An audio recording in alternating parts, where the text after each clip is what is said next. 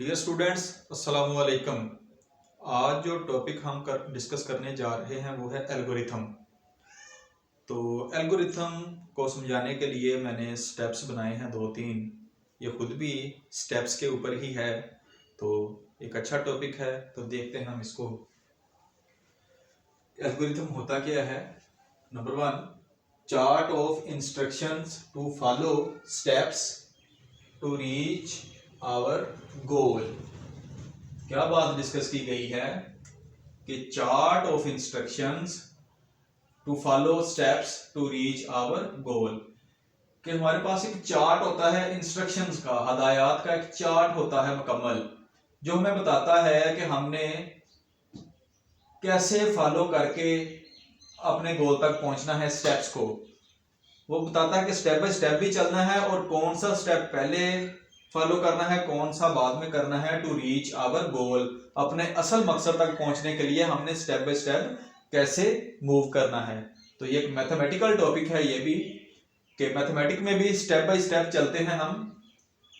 वैसे तो डायरेक्ट भी कुछ चीजें सॉल्व हो जाती हैं, लेकिन जब स्टेप बाय स्टेप चलते हैं तो एक अच्छी शेप भी बन रही होती है और गलती के चांसेस भी बहुत ही कम हो जाते हैं या फिर खत्म ही हो जाते हैं। रेयर चांस होते हैं कि हमसे कोई मिस्टेक हो सकती है।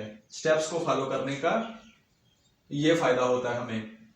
तो एल्गोरिथम क्या है कि chart of instructions to follow steps, instructions का एक चार्ट है जी, to follow steps to reach our goal. और सेकंड फिर क्या है जी, सेकंड, और वो जो स्टेप्स होते हैं, it is a finite sequence of well defined.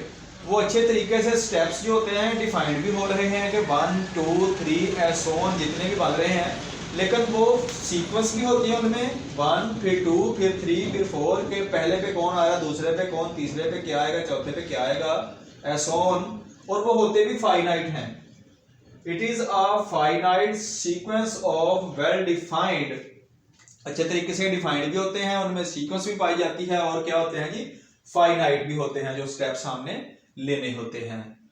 और दूसरी बात, कंप्यूटर इंप्लीमेंटेबल इंस्ट्रक्शंस, और जो इंस्ट्रक्शंस होती हैं वो ऐसी इंस्ट्रक्शंस होती हैं जो कि कंप्यूटर में इंप्लीमेंटेबल भी होती हैं, अप्लाई भी की जा सकती हैं, अप्लाई भी हो रही होती हैं।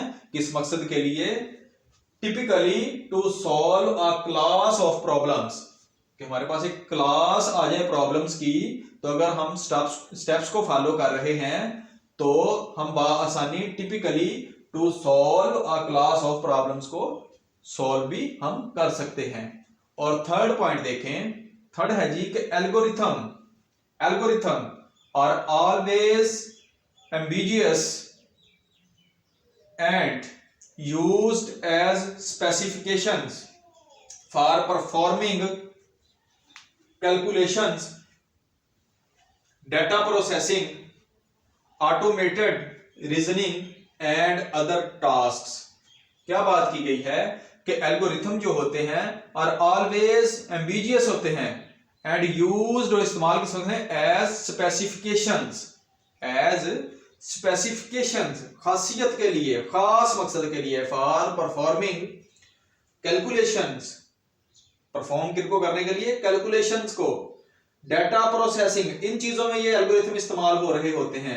ये जो हमने स्टेप्स बनाए हैं कि कैसे फॉलो करने हैं, जो मैंने इन दो पॉइंट्स में बातें डिस्कस की हैं, आगे बताया गया कि एल्गोरिथम में हम कहां कहां पे इसको यूज कर सकते हैं, किस मकसद के यूज होता है। फॉर परफॉर्मिंग, क्या क्या परफॉर्म कर सकते हैं इसी के बलबूते पे हम, तो कैलकुलेशंस परफॉर्म हो सकती है, डाटा प्रोसेसिंग हो सकती है, ऑटोमेटेड रीजनिंग हो सकती है, एंड अदर टास्क, और जो इनसे रिलेट कर रहे होंगे और टास्क, वो भी इसी में रहते हुए हम डिस्कस कर सकते हैं।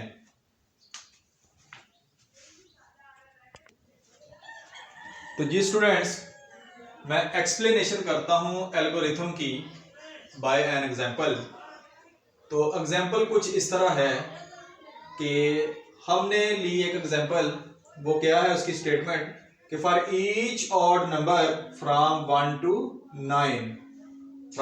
9, क्योंकि मैं आपको पहले भी बता चुका हूं कि हमने जो भी परफॉर्म करना होता है फाइनाइट में रहते हुए करना होता है। तो for each odd number from 1 to 9 multiply it by 2 and add 7 to each, then write out the results,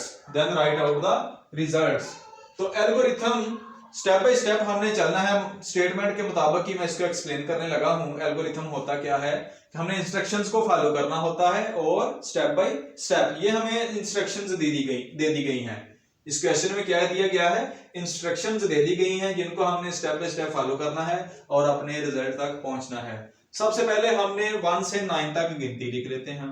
1 2 3 नहीं सॉरी, एक और इंस्ट्रक्शन जो उसने वजाहत की है जिसकी, वो क्या है, each odd number from 1 to 9 कहा है। तो इंस्ट्रक्शंस के मुताबिक फिर 1 3 5 7 और 9 आएंगे। और फिर क्या किया, मल्टीप्लाई इट बाय 2, हर एक को 2 से मल्टीप्लाई कर दो। ये दूसरा स्टेप हो गया। उसके बाद एड 7 टू ईच, फिर क्या किया, हर एक में 7 ऐड कर दिया।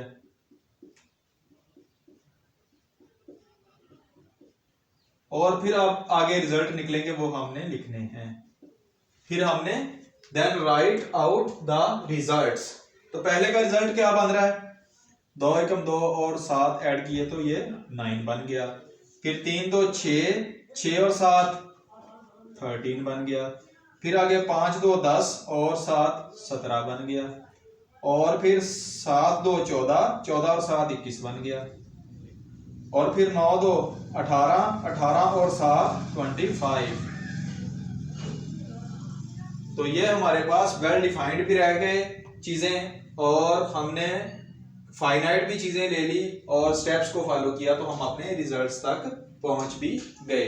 तो ये एल्गोरिथम क्या होता है, ये हमें इंस्ट्रक्शंस दी जाती हैं जिनको हमें स्टेप बाय स्टेप फॉलो करके अपने रिजल्ट्स तक पहुंचना होता है। अस्सलाम वालेकुम।